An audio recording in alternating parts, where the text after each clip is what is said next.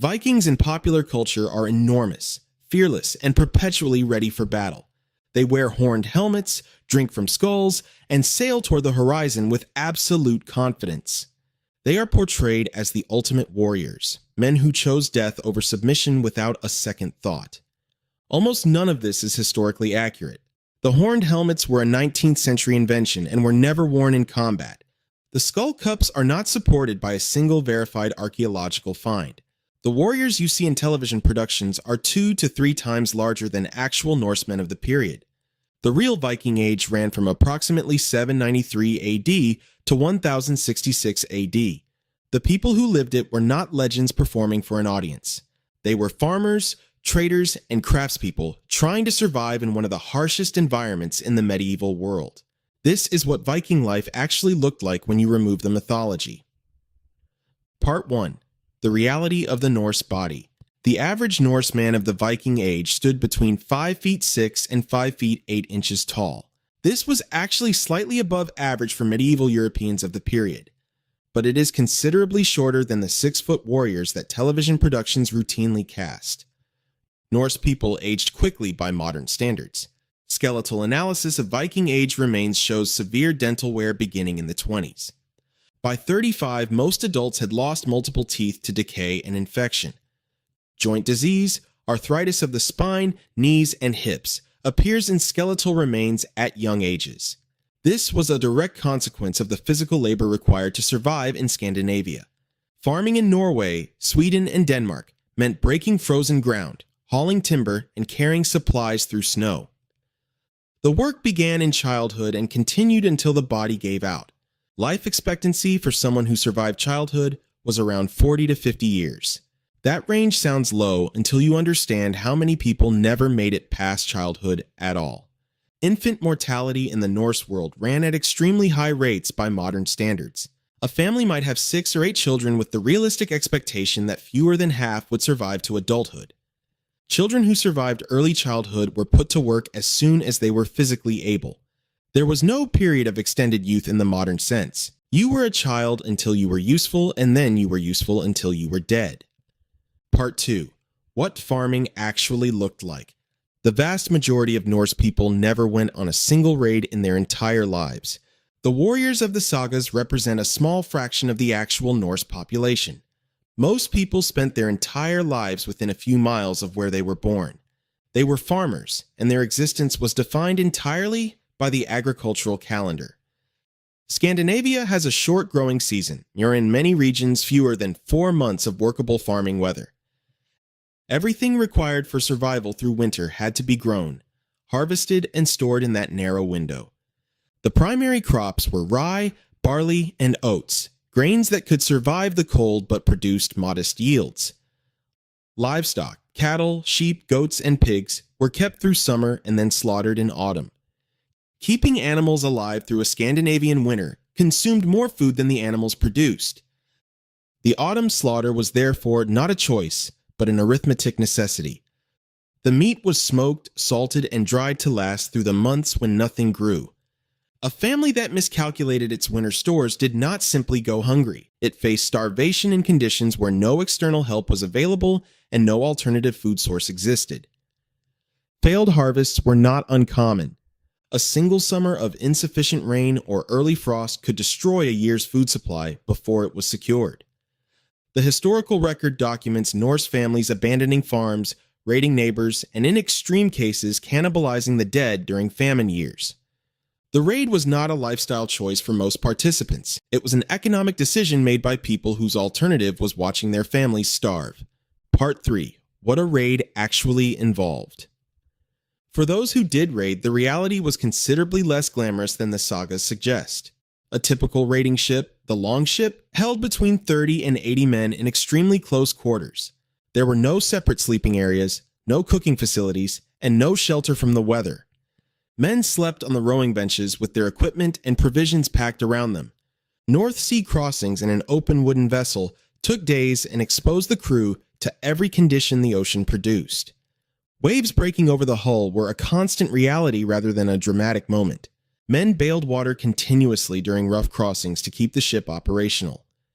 Hypothermia was a genuine risk on northern voyages even during summer months.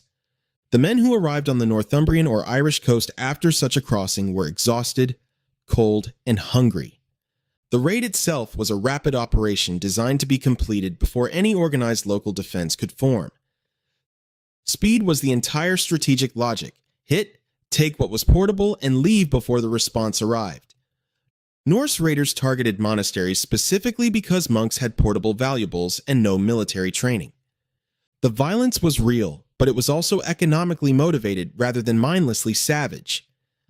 A captured person was worth significantly more alive as a slave than dead as a statement. The Norse slave trade was one of the most significant economic activities of the Viking Age. Slaves, called thralls, were taken on raids and either kept as labor or sold in trading markets across Europe and into the Arab world. Estimates suggest that thralls may have comprised between 10 and 30% of the Norse population at any given time. The people who appear in sagas as heroic raiders were operating a commercial enterprise that ran on human beings. Part 4. Women in the Norse world. Norse women had more legal rights than women in most contemporary medieval societies. They could own property, initiate divorce, and reclaim their dowry if a marriage ended.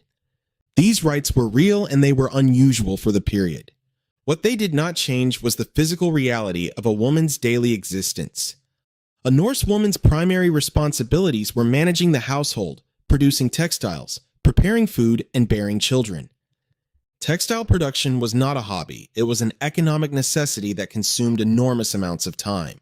A single household required hundreds of hours of spinning, weaving, and sewing per year just to maintain basic clothing. This work fell almost entirely to women and began for girls in early childhood. Childbirth carried the same risks in the Norse world as everywhere else in medieval Europe. No anesthetic, no sterile conditions, and no effective intervention for a complicated delivery. The sagas that document shield maidens, women who fought alongside men, are genuine texts. Whether the women they describe were historical or literary figures is a question that remains unresolved among historians. Archaeological finds have confirmed that some women were buried with weapons. Whether those women used those weapons in combat or whether the weapons held a symbolic function is debated. The honest answer is that the evidence is ambiguous and popular culture has resolved that ambiguity firmly in one direction. The daily reality for most Norse women was domestic labor from childhood to death in a climate that made every task harder. Their legal rights were meaningful and genuinely unusual for the period. Their daily lives were shaped by the same cold, hunger, and physical exhaustion as everyone else. Part 5. Death and what came after. Norse burial practices are among the best documented aspects of Viking culture.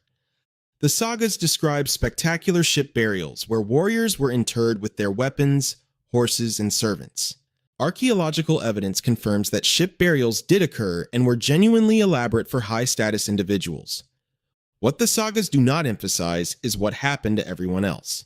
The vast majority of Norse people were buried in simple graves with modest grave goods or nothing at all.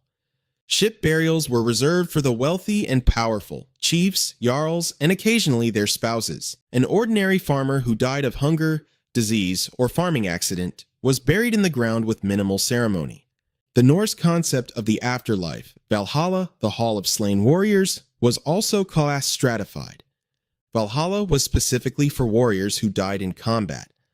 A man who died of dysentery in his longhouse at 42 did not go to Valhalla.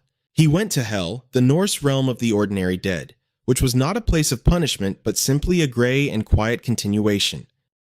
The heroic afterlife that popular culture associates with all Vikings was explicitly reserved for a specific type of death. Most Norse people died ordinary deaths and went to an ordinary afterlife. This is not a dramatic conclusion, but most of what actually happened in the Viking Age was not dramatic. It was cold, it was hungry, it was physically exhausting, and it ended at an age we would now consider middle-aged at best. The Viking Age produced genuine achievements: navigation technology, legal systems, and trade networks that stretched from Canada to Constantinople. The people who built those things were not the giants of popular imagination. They were short-lived, physically worn, and operating under conditions of constant scarcity.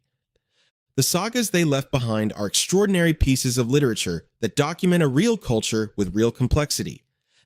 They are also literature, shaped by the same forces that shape all storytelling. The heroes are larger than life because that is what stories do with their subjects.